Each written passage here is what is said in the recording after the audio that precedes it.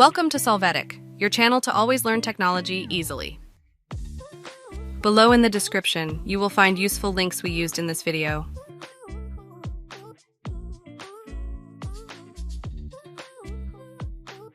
Today in Solvetic, we will see how to remove background color in Google Docs.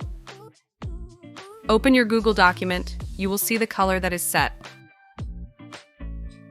Now click on the File menu and click on Page Setup.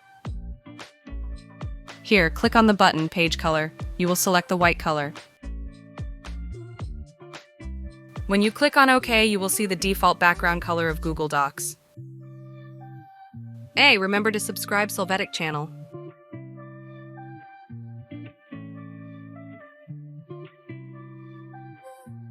We hope it has been helpful for you. Here are links to watch more videos of your interest and subscribe to the Solvetic channel. Thank you.